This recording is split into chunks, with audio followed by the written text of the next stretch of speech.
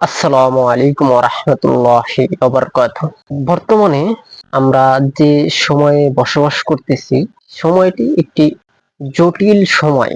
কেননা বর্তমানের সময়ে আপনার আমার হাতের স্মার্টফোন দ্বারা আমরা চাইলে মুমিনও হতে পারি বা চাইলে আমরা নাস্তিকও হয়ে যেতে পারি বা অন্য যেকোনো ধর্মের অনুসারীও হয়ে যেতে পারি আমাদের হাতের স্মার্টফোন দ্বারা। সেই জন্য আমাদেরকে সবসময় সোশ্যাল মিডিয়া ব্যবহার করার সময় সব সময় সতর্ক থাকতে হবে। কেননা এই সোশ্যাল মিডিয়ার কারণেই আমরা কিন্তু আমাদের ঈমান হারা হয়ে যেতে পারি। অনেকেই প্রশ্ন করতে পারেন, আমরা এই সোশ্যাল মিডিয়ার কারণে কিভাবে আমরা ঈমান হারা হয়ে যেতে পারি বা নাস্তিক হয়ে যেতে পারি বা অন্য ধর্মের অনুসারী হয়ে যেতে পারি। ইসলামিক ভিডিও ইউটিউব বা অন্যান্য যে প্ল্যাটফর্ম গুলো আছে, সেই প্ল্যাটফর্মের মধ্যে যদি ইসলামিক ভিডিও ছাড়া হয়, সেগুলো তেমন একটা ভিউ বা মানুষজন দেখতে চায় না, দেখতে পছন্দ করে না। এবং কি সেই ভিডিওগুলোকে এমন ভাবে উপস্থাপনা করা হয়, মানুষ সেইগুলোকে মানুষের সামনে সেইগুলো পৌঁছায় না। এইভাবেই সব সোশ্যাল মিডিয়ার অ্যালগোরিদম তৈরি করা, যে ইসলাম যেন সবার সামনে না পৌঁছায়। আর সব সোশ্যাল মিডিয়ার অ্যালগোরিদম এইভাবেই তৈরি করা।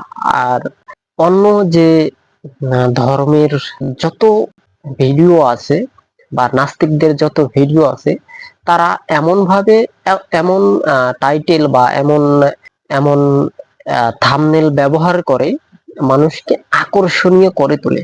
সেই জন্য মানুষ সেই ভিডিওগুলো বেশি বেশি দেখে এবং যত সব সোশ্যাল মিডিয়া আছে, সেই সোশ্যাল মিডিয়ার অ্যালগোরিদম গুলো মানুষকে ওই সব ভিডিওই মানুষের সামনে বেশি বেশি তুলে ধরে।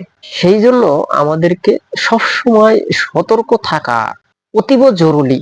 কেননা এইসব এইসব ভিডিওর নাস্তিকতার ভিডিও বা অন্যান্য ধর্মের ভিডিও গুলো যদি আমাদের চোখের সামনে পড়ে, আমাদের ঈমান যদি দুর্বল হয়, তাহলে কিন্তু আমরা ঈমান হারা হয়ে যাব, নাস্তিক হয়ে যাব বা অন্য ধর্মের অনুসারী হয়ে যাব।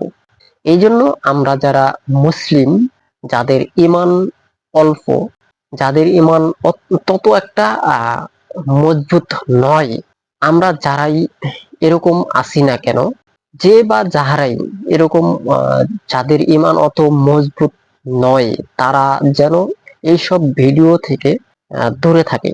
কেননা এইসব ভিডিওর কারণেই কিন্তু একটা সময়, ধীরে ধীরে একটা সময় ঈমান হারা হয়ে যাবে মানুষ।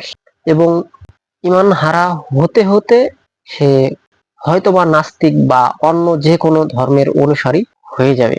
সেই জন্য আমাদেরকে যে কোনো সোশ্যাল মিডিয়া ব্যবহার করার মাধ্যমে যেন আমরা সতর্ক থাকি। কেননা এই সোশ্যাল মিডিয়াই আমাদেরকে বিভ্রান্তি করতে পারে এবং এই আমাদের হাতের স্মার্টফোন দ্বারাই আমরা দিনের পথেও চলে যেতে পারি বা অন্য যে কোনো ধর্মের অনুসারী হয়ে যেতে পারি। আমরা যদি এই স্মার্টফোনকে, আমাদের হাতের স্মার্টফোনকে যদি আমরা ভালো কাজে ব্যবহার করি, সেই ভালো কাজের প্রতিফল কিন্তু আমরা সেই পরকালে সেই পরকালে আখিরাতের দিন পাবো।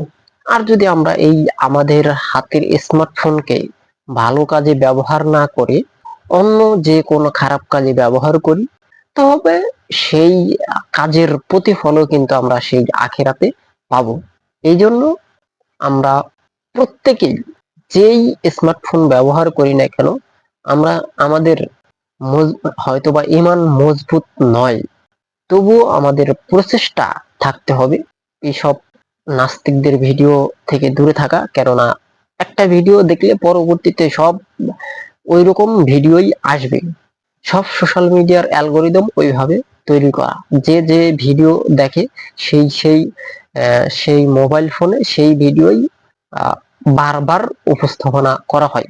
সেই জন্য আমাদেরকে আরেকটা বিষয় না বললে নয়, যেমন আমাদেরকে ইসলামিক ভিডিও আহ, নাম দিয়ে বা যে কোনো বিষয়ের উপর সার্চ করে তারপরে বের করতে হয়। আর অন্য যে সব ভিডিও গুলো আছে সেই সব ভিডিও কিন্তু আমাদেরকে সার্চ না দিলেও আমাদের সামনে চলে আসে। সব সোশ্যাল মিডিয়ার অ্যালগোরিদম এইভাবেই তৈরি করা।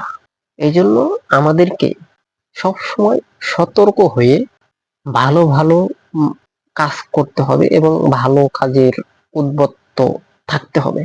কেননা এই ভালো কাজের প্রতিফল সেই দিন আমরা পাবো।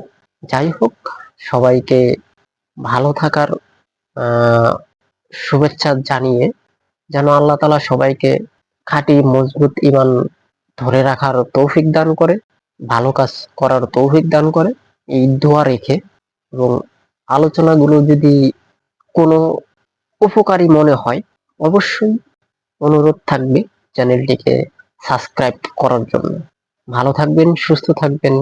জাযাকাল্লাহ খায়ের।